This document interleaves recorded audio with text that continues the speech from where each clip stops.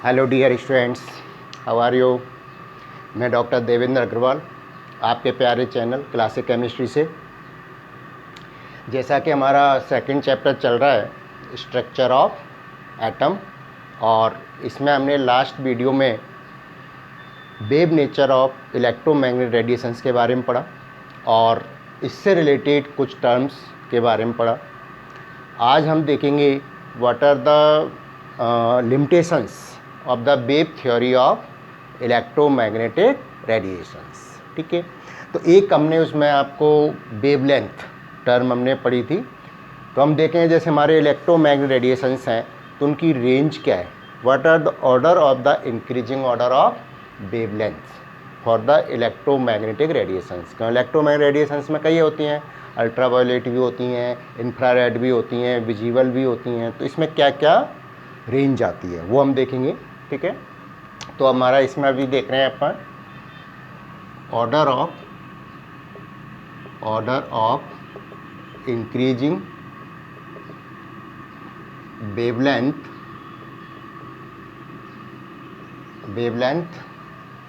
For the electromagnetic radiations. तो इसमें हम देखें इसमें कई सारी मतलब रेज और रेडिएशंस आती हैं।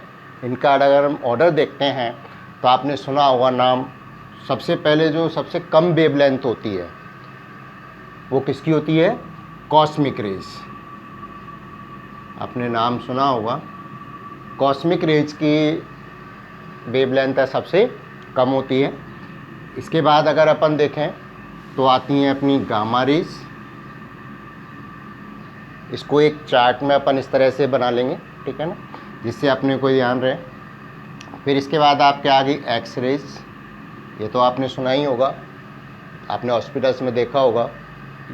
तो एक्सरे कराते हैं, कभी भी कोई बोन ब्रेक हो जाए या कुछ हो जाता है तो क्या करते हैं, एक्सरे कराते हैं। ठीक है, और ये हार्मफुल होती हैं।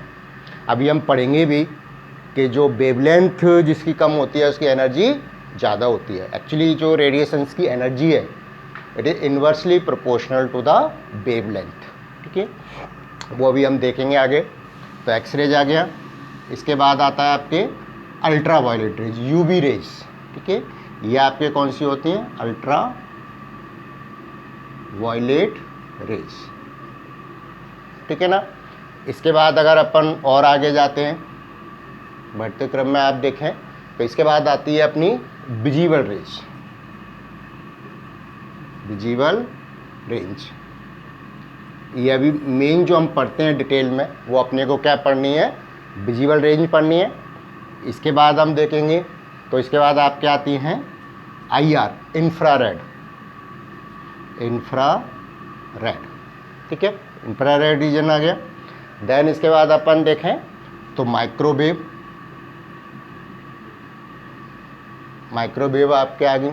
ठीक है, और लास्ट में अपन देखें तो रेडियो वेव्स।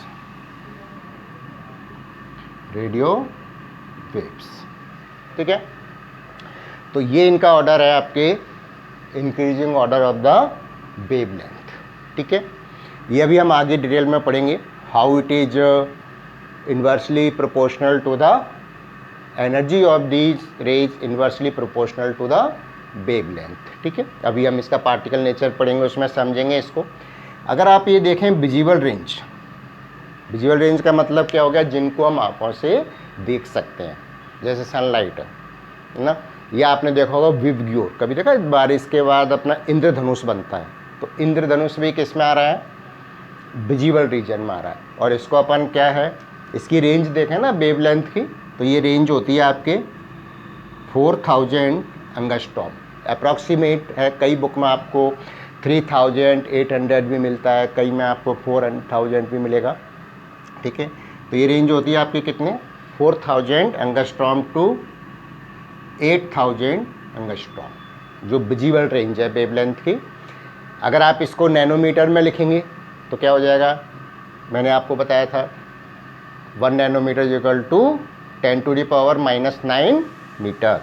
ठीक है, और 1 angstrom is equal to 10⁻⁻10 metre, ये अपन ने पढ़ा था। ठीक है। तो इसको अपन नैनोमीटर में लिखना है तो कितना हो जाएगा, 400 नैनोमीटर टू 800 नैनोमीटर, ठीक है। ये इनका रेंज हो गया। और इस रेंज में क्या क्या कलर्स आते हैं वो अपन देखें। इसको आपने बहुत पुराना पढ़ते आ रहे होंगे आप, इंद्रधनुष में भी अपन देखते हैं, रेनबो जिसको बोलते हैं।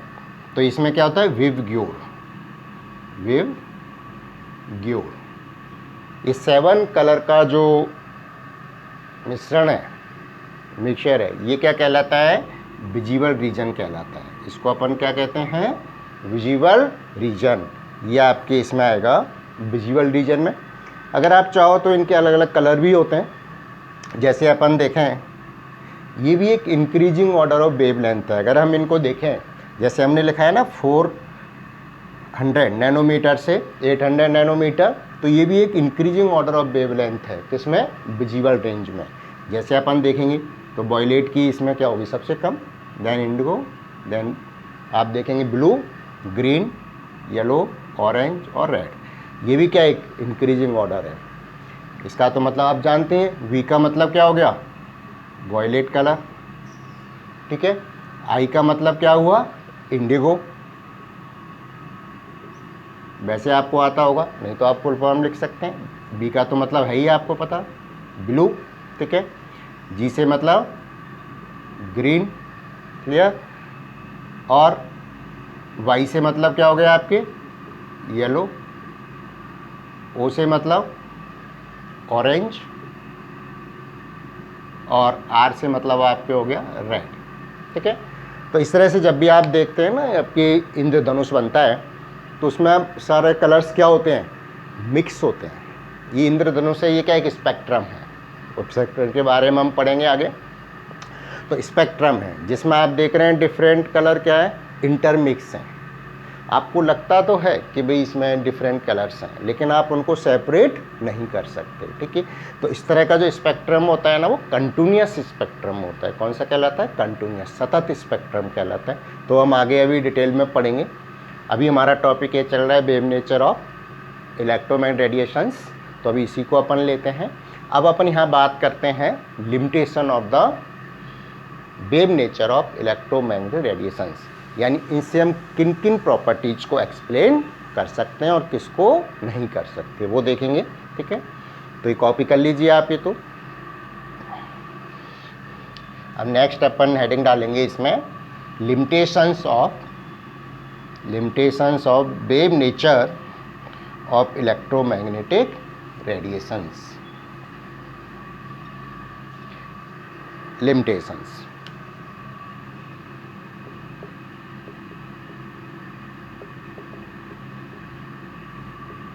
ठीक है ना, किसकी, wave nature of electromagnetic radiations, of wave nature of electromagnetic radiations.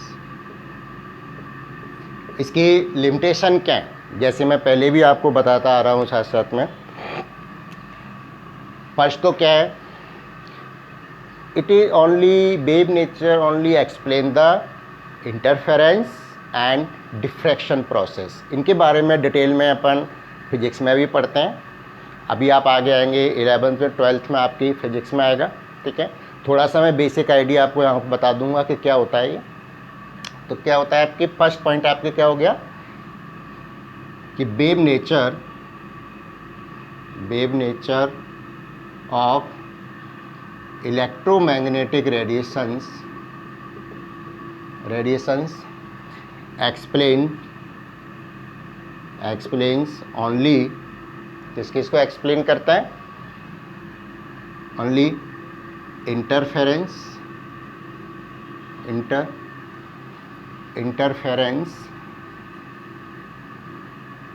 Hindi में अपन इसको क्या है, व्यतिकरण लिखते हैं, व्यतिकरण, ठीक है ना, and diffraction,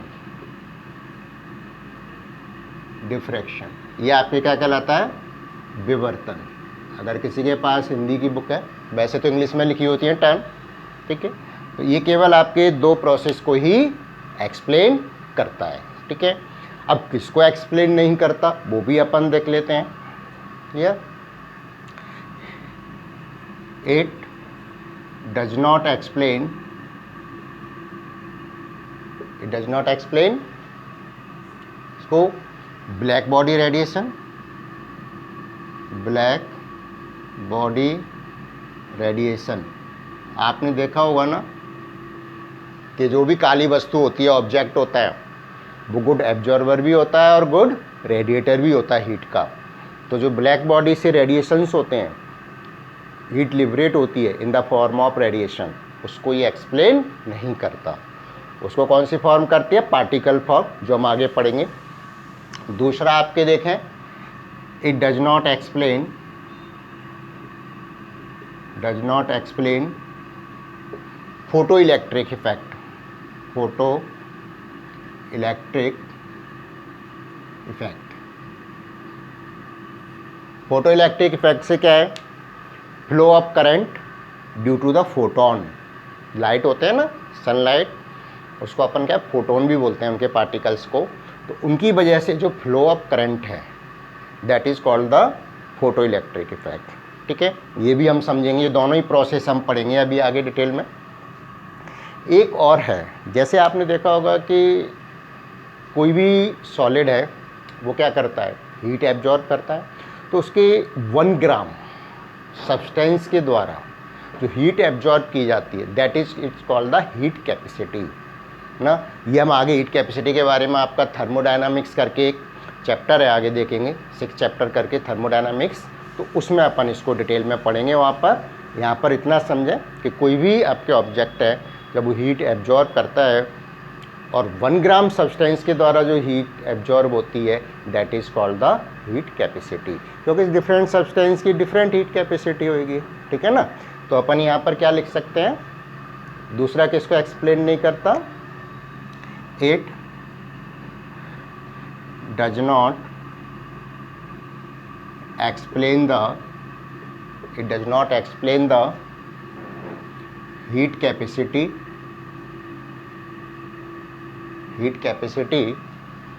of a solid substance। यहाँ पर अपन क्या करते हैं? solid substance of a solid substance as a function of temperature, as a function of temperature. जैसे अपन हीट बढ़ाते हैं ना, उसको हीट करते हैं तो वो क्या करेगा? एब्जॉर्ब करेगा। हीट कैसे होगा? अपन टेम्परेचर दे रहे हैं उसको, टेम्परेचर बढ़ेगा। तो हीट कैपेसिटी को ये एक्सप्लेन नहीं करता। ठीक है, एक लास्ट अपन देखें, it does not explain the line spectrum. हमने कहा था ना कि बोर थ्योरी है, वो क्या बताती है? लाइन स्पेक्ट्रम के बारे में बताती है, जो कि रदरफोर्ड ने नहीं बताया था। तो ये जो उसका वेव नेचर है, ये भी लाइन स्पेक्ट्रम को एक्सप्लेन नहीं करता। तो अपने लास्ट इसमें क्या है इसका लिमिटेशन? इट डज नॉट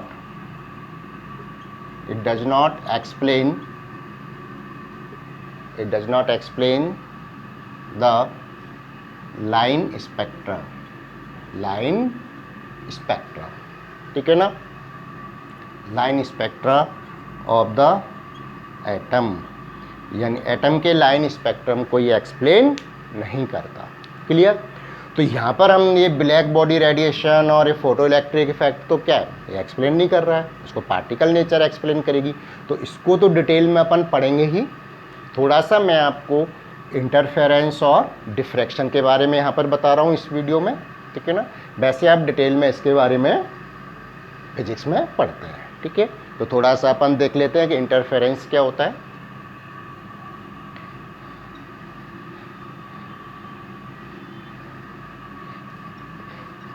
अपन ने कल बनाई थी, वेव्स बनाई थी। ठीक है ना? तो ये अपन डिपेंड करता है कि अगर अपने पास 2 और 3 वेव्स हैं, तो हाउ दीज आर कोइंसाइड, किस तरह से ये मिलती हैं, उस पर क्या कहलाता है? आपके व्यतिकरण, इंटरफेरेंस कहलाता है। ठीक है ना? तो ये एक्चुअली क्या है इंटरफेरेंस? क्या आपके, अगर इंटरफेरेंस की अपन बात करें थोड़ा थोड़ा यहाँ पर अपन देख लेते हैं इनके बारे में। इंटरफेरेंस,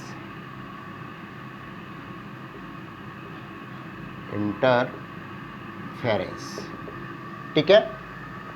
तो ये क्या है आपकी mixing of two waves, mixing of two waves. अगर अपन इसकी डेफिनेशन देना चाहें तो क्या होगा, mixing of two waves two electromagnetic waves भी कर सकते हैं, क्योंकि अभी अपन वेव नेचर ही तो पढ़ रहे हैं इलेक्ट्रोमैग्नेटिक रेडिएशंस का। Mixing of two electromagnetic radiation waves, ठीक है ना। क्या कहलाएगा, वेव्स इज कॉल्ड इंटरफेरेंस। ये तो मैंने आपको बताया ही कि इसको डिटेल में अपन कहाँ पढ़ेंगे, फिजिक्स में आप पढ़ते हैं। अब देखिए ये भी क्या है, दो तरह से होता है। कैसे आपके होंगी, मान लीजिए हमारे पास कोई एक वेव है, जैसे देखें ये अपनी एक वेव कोई, ठीक है, ये हमारे पास एक इलेक्ट्रोमैग्नेटिक वेव हो गई।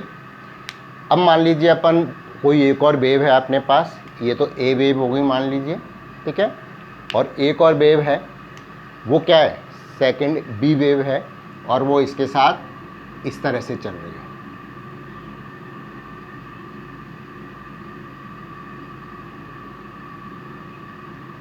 क्लियर, ये मान लीजिए आपके क्या हो गई, बी वेव हो गई।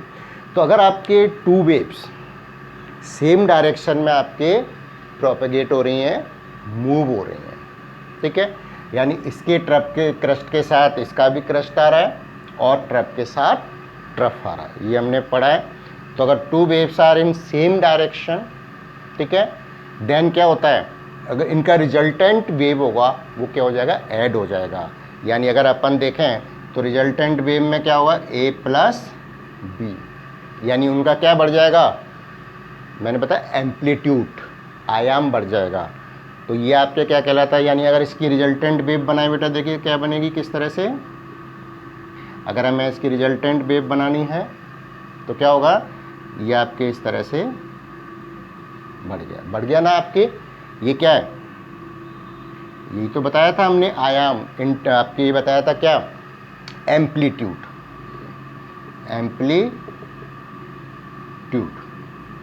ठीक है, ये पढ़ा था अपन ने। तो इसको अपन किस तरह से लिख सकते हैं कि when two waves are in same direction, ठीक है, then resultant wave will be added and the amplitude of the resultant wave increases. यानी इसका एम्पलीट्यूड है क्या हो जाता है, इंक्रीज हो जाता है। तो अपन ये आपके वन टाइप कहलाता है। इस तरह का जो है ना, ये क्या कहलाता है, आपके संपोषी व्यतिकरण बोलते हैं इसको, कंस्ट्रक्टिव इंटरफेरेंस। ये आपका क्या कहलाएगा, constructive interference,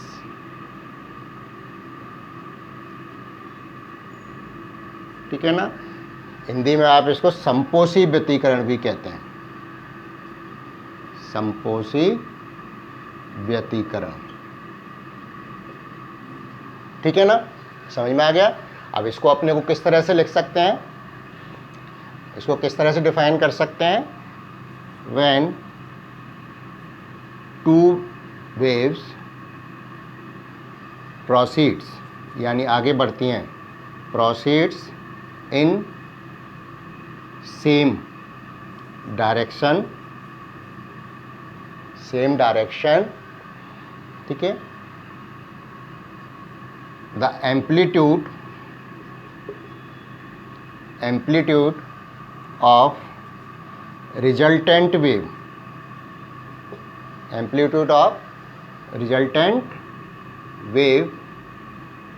will be increases, यानी रिजल्टेंट वेव का क्या हो रहा है, एम्पलीट्यूड बढ़ जाता है। इसी को हम क्या कहते हैं, इट इज कॉल्ड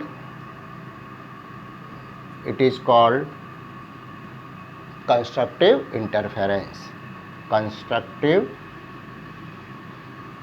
इंटरफेरेंस। ठीक है, समझ में आया? बस थोड़ा सा बेसिक अपने में यहाँ पर आपको बता रहा हूँ कि क्या होता है, वो अपन देख रहे हैं। बाकी डिटेल तो आप फिजिक्स में पढ़ते हैं इसके बारे में। क्लियर? ये कॉपी करिए, फिर मैं आपका इसका दूसरा टाइप भी बता देता हूँ। ये तो इसका फर्स्ट टाइप हो गया, ठीक है ना। सेकंड टाइप क्या होता है कि अगर वेव्स आपके अपोजिट हैं, अपोजिट डायरेक्शन में है, तो क्या होगा, इनका जो एम्पलीट्यूड है वो कैंसिल हो जाएगा, डिक्रीज हो जाएगा। जैसे हमने यहाँ ए प्लस बी लिखा है, वो क्या हो जाएगा, ए माइनस बी हो जाएगा, और उसमें इसका रिजल्टेंट एम्पलीट्यूड डिक्रीज होगा। तो एक बार करिए, फिर उसको बताते हैं अपन। देखिए सेकंड को किस तरह से बना सकते हैं। सेकंड टाइप जो अपना क्या कहलाता है, डिस्ट्रक्टिव इंटरफेरेंस, और हिंदी में अपन इसको विनाशी व्यतिकरण भी लिखते हैं। ठीक है, विनाशी व्यतिकरण। तो सेकंड अपना जो टाइप है वो क्या है, डिस्ट्रक्टिव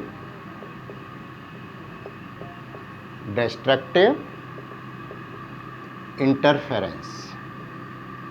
ठीक है ना। डिस्ट्रक्टिव इंटरफेरेंस किस तरह से होगा, देखिए पहले मैं इसके लिए वेव बनाता हूँ। मान लीजिए आपकी एक वेव तो ये हो गई, ठीक है, ये मान लीजिए हमने ए वेव मान ली। क्लियर? अब दूसरी जो बी वेव है वो मान लीजिए आपकी इस तरह से चल रही है। ठीक है, तो ये क्या हो गया, ये अपोजिट हो गई ना, दोनों वेव क्या हुई, अपोजिट हो गई। तो जो इनका एम्पलीट्यूड है वो क्या हो जाएगा, एक दूसरे से कैंसिल हो जाएगा। तो अगर हम इसका रिजल्टेंट वेव बनाते हैं, ये देखिए, तो रिजल्टेंट वेव क्या बनेगा, ए माइनस बी। ठीक है, और रिजल्टेंट वेव कुछ इस तरह से आपका हो जाएगा।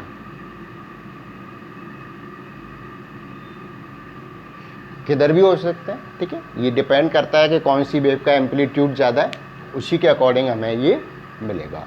तो ये आपका क्या हो गया, रिजल्टेंट वेव, रिजल्टेंट वेव। और इस तरह का ये क्या कहलाता है, डिस्ट्रक्टिव इंटरफेरेंस। तो इसको अपने सिंपली लिख सकते हैं कैसे, कि व्हेन टू वेव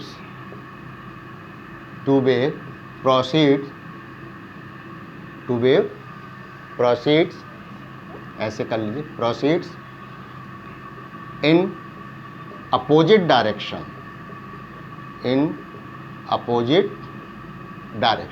ठीक है, एम्पलीट्यूड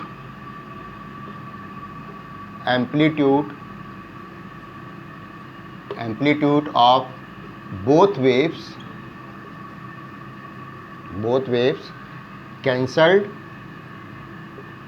by each other, एक दूसरे के द्वारा क्या हो जाएगा, कैंसल्ड हो जाएगा। ठीक है ना, cancelled by each other, so the amplitude of resultant wave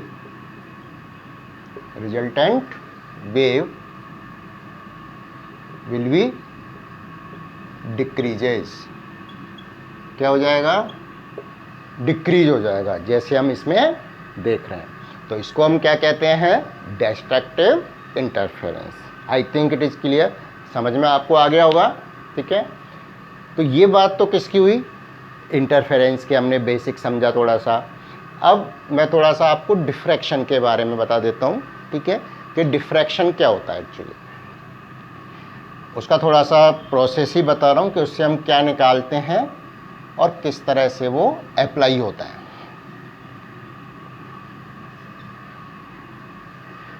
देखिए डिफ्रैक्शन,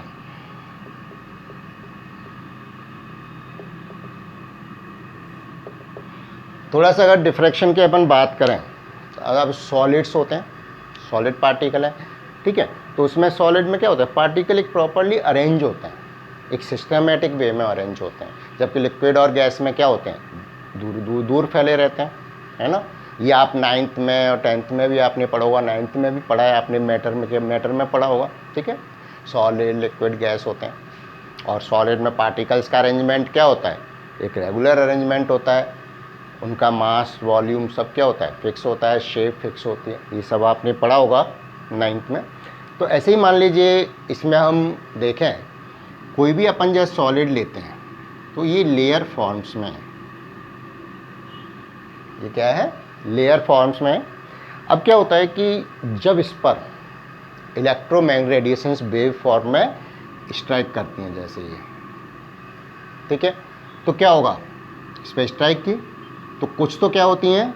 पास होती हैं इससे, ठीक है, और कुछ क्या होती हैं? इससे रिफ्लेक्टेड हो जाती हैं, वापस चली गई। तो एक्चुअली हम क्या है कि जब ये आपके अंदर गई तो और इनको अपन एक्स्ट्रा प्लॉट करें, जैसे ये रिफ्लेक्ट हुई, इसको भी अपन आगे एक्स्ट्रा प्लॉट करें, तो ये तो क्या हो गई? Incident radiator. इसको तो अपन क्या बोलेंगे? Incident radiation. इंसिडेंट रेडिएशन, यानी ये इस पर आ रही है और ये क्या हो गई? रेडिएटेड, पास हो गई आपके रेडिएटेड रेज। क्लियर? अगर अपन इन दोनों को एक्स्ट्रा प्लॉट करते हैं, आगे बढ़ाते हैं, ठीक है, और इसका एक सीधा अपन यहाँ पर क्या डालते हैं? परपेंडिकुलर लंब डालते हैं, तो आप देखेंगे ये क्या एंगल बन गया। क्या बन गया? एंगल। तो इससे हम क्या होता है कि path difference between the particles, जैसे एक पार्टिकल की लेयर तो ये हो गई, एक ये हो गई आपके, तो इसमें हम क्या पाथ डिफरेंस निकाल सकते हैं? किसका? पार्टिकल्स का। और पाथ डिफरेंस से अपन सॉलिड की स्ट्रक्चर के बारे में पता कर सकते हैं। तो एक्चुअली देखा जाए तो डिफ्रैक्शन मेथड से हम सॉलिड की स्ट्रक्चर के बारे में पता कर सकते हैं। कैसे? पाथ डिफरेंस निकाल कर। तो वो मैं यहाँ पर आप लिख सकते हैं। और ये किस पर डिपेंड करता है? Wave nature of electromagnetic radiations. ये किस पर है? वेव नेचर पर डिपेंड करता है। तो अपन इसको यहाँ नोट कर लेते हैं। देखिए कैसे,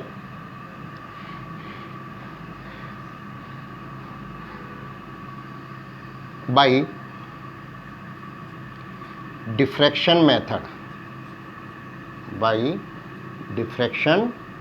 मेथड, ठीक है ना, path difference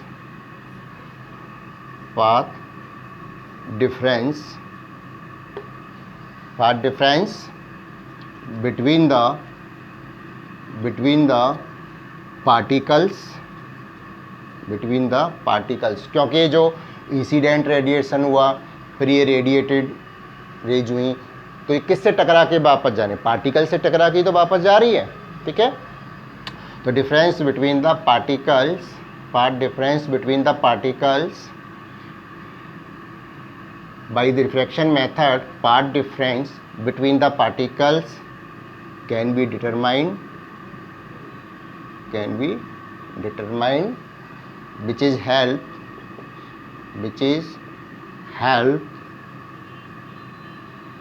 to find out the structure of solid, यानी सॉलिड की स्ट्रक्चर पता करने में हेल्प होती है। और इसके बारे में डिटेल में फॉर्मूला भी होता है, किस तरह से अपन इसका पार्ट डिफरेंस निकालते हैं। डी करके पार्ट डिफरेंस निकालते हैं, डी से रिप्रेजेंट करते हैं स्मॉल से। ये एंगल भी होता है आपके जो अपन यूज़ करते हैं, साइन थीटा, कॉस थीटा। तो ये सब आप फिजिक्स में पढ़ते हैं, किस तरह से अपन इस मेथड से स्ट्रक्चर ऑफ सॉलिड निकाल सकते हैं। ये मेथड क्या कहलाता है? Diffraction method. और किस पर बेस है? ये wave nature of electromagnetic radiation, ठीक है। तो ये थोड़ा सा बेसिक आपका हुआ कि वेव नेचर से अपन किस तरह से इंटरफेरेंस और डिफ्रैक्शन मेथड को एक्सप्लेन कर सकते हैं। अब आपने देखा था इसके लिमिटेशंस कि wave nature of electromagnetic radiation does not explain the black body radiation, photo electric effect, ठीक है ना। एक हमने क्या पढ़ा था? Heat capacity as a function of the temperature for the solid, line spectrum को नहीं बताता। तो यहाँ पर जो अभी हम पढ़ेंगे, दो इफ़ेक्ट्स पढ़ेंगे। ब्लैक बॉडी रेडिएशन और फोटो इलेक्ट्रिक इफेक्ट। लेकिन उनको एक्सप्लेन करने के लिए इसका पार्टिकल कंसेप्ट, ये तो वेव कंसेप्ट है, पार्टिकल कंसेप्ट क्या कहता है, किसने दिया, ठीक है ना। तो सबसे पहले अपन यहाँ पर पढ़ते हैं particle nature of the electromagnetic radiation. तो जो नेक्स्ट टॉपिक है अपना particle nature of electromagnetic radiation, ठीक है, इसके बारे में अपन नेक्स्ट वीडियो में बात करेंगे। आज अपन यहाँ पर आप इसको समझेंगे जो मैंने wave nature of electromagnetic radiations के लिमिटेशंस की बात की, ठीक है। पार्टिकल नेचर को अपन नेक्स्ट वीडियो में पढ़ेंगे और उसमें साथ ही अपन ब्लैक बॉडी रेडिएशन और फोटो इलेक्ट्रिक इफेक्ट के बारे में भी बात करेंगे, ठीक है। Okay, thank you very much.